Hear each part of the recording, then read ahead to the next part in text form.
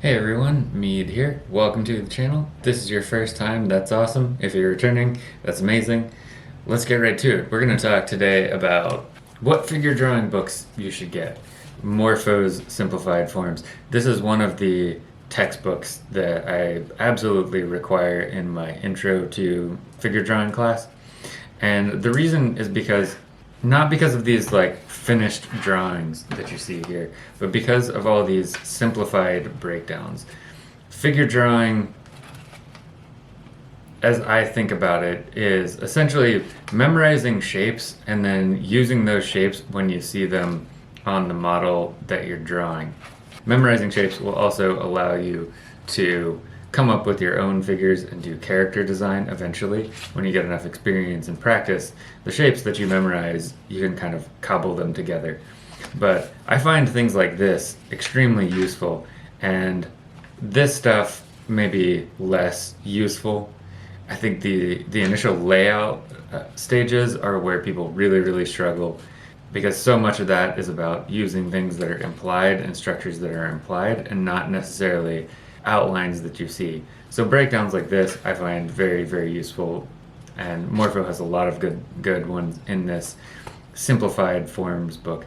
And this is really a drawing book. And what's cool about them is that this is about like 98% actual drawings. There's very little text to it. Anytime I see a lot, like a wall of text in an image from art history, I'm typically instantly turned off because that feels like a drawing textbook. Also from Morpho, we have the Clothing Folds and Creases book, which I find somewhat useful as a review. I would rather just pull up references and sketch it directly.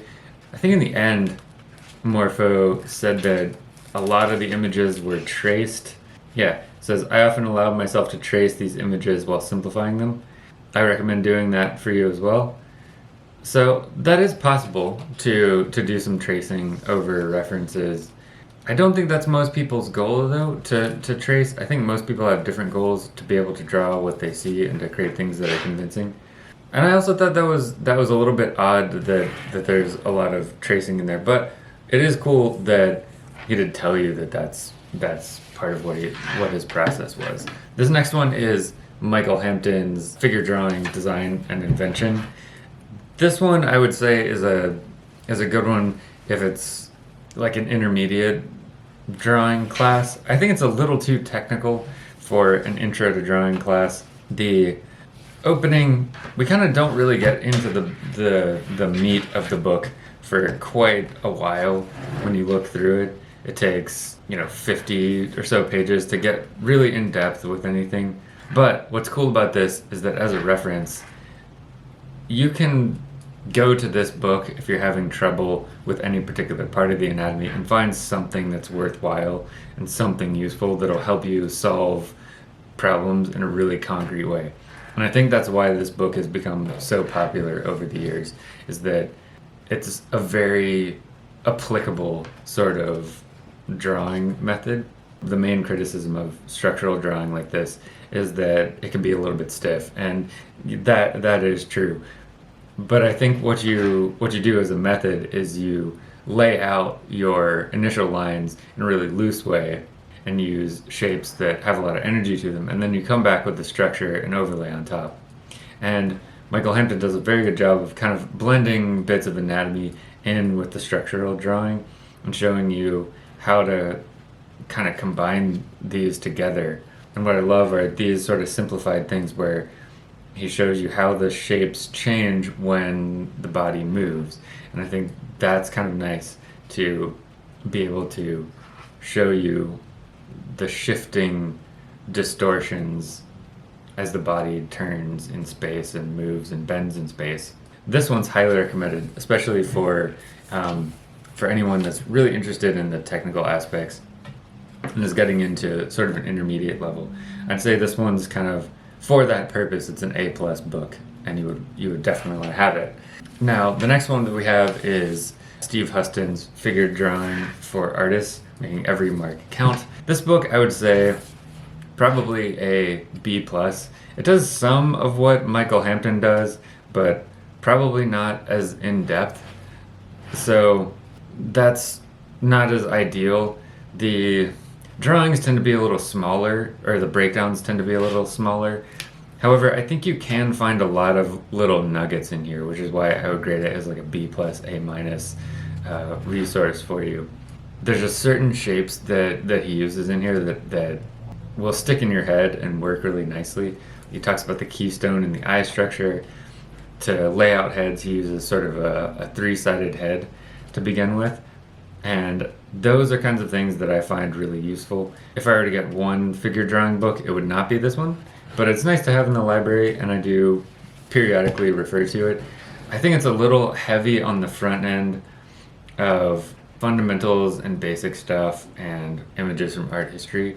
I think it really gets into the meat of the content about a third of the way into the book, which is unfortunate because that's just a lot of space that you could have filled up with more step-by-step drawings, more like Morpho. Here's another interesting one. This one is by Barbara Bradley. It's called Drawing People, How to Portray the Clothed Figure. I think it's very practical to have a book like this because when it comes down to having a job, chances are that you're going to be drawing clothed people most of the time. A lot of the book begins with sort of fundamental things and tools that you can use, materials, and basic concepts. So it takes a while to kind of get into the practicalities. It's an older book, and the drawing style definitely looks a little more old school, but that doesn't mean that it's not worthwhile and there's not a lot of good examples. I think the weakness here is that, like any old school drawing book, you see a lot of this stuff where there's sort of a loose computer generated line over a scanned or photographed pencil drawing, and there's not enough step-by-step understructure that you get with more modern books. But there's good little tips and good little nuggets. There's good examples here.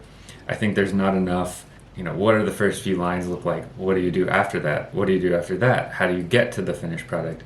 There's a lot of drawings that are more finished, and there's a lot more text in the book as well. And with that amount of text, you're also losing out on space that you could be seeing breakdowns. Like this eye structure breakdown, that's the first real breakdown that we've seen in the entire book, really, and that's at the end. This is probably like a C. This is something that you put low on the priority of your purchase list. This one's another old one. It's probably out of print. It is the Glenn Vilppu drawing manual.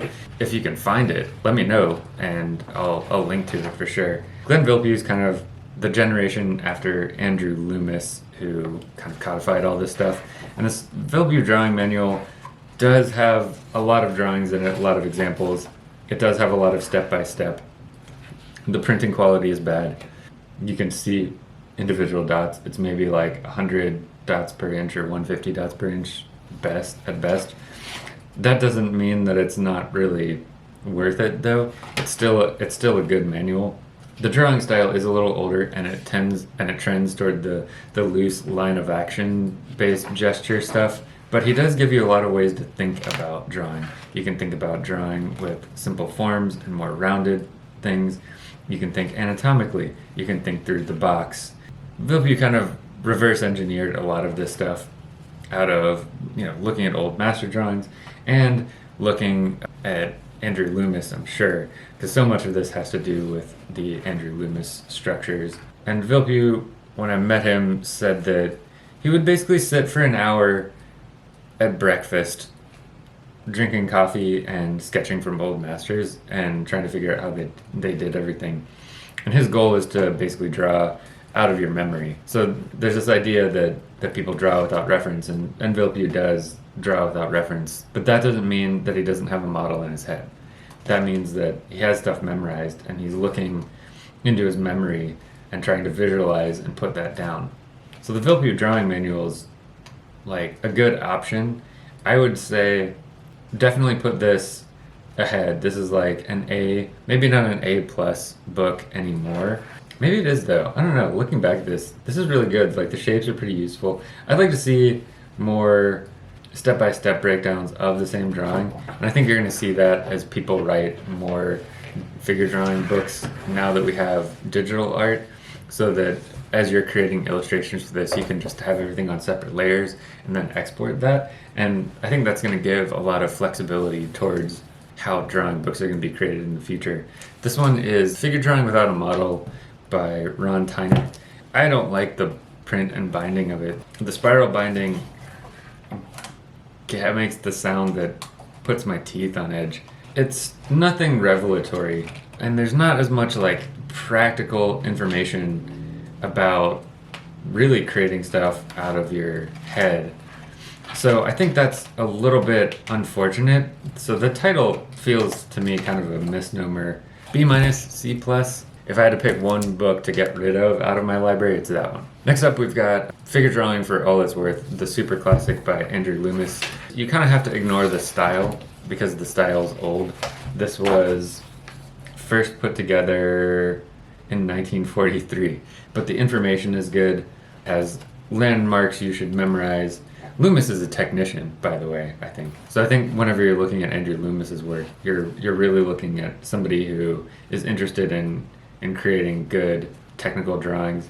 The writing in it actually is really good. If you sit down and read any of the Loomis books, the way that he describes stuff is very clear and concrete. That being said, there's a fair amount of writing. A lot of people have learned a fair amount of figure drawing technique from Loomis's work, and I think there's a balance that you could strike now if you were learning from somebody currently working, where things would be a little less technical, a little more fun to learn, and books that would have a little more step-by-step instruction.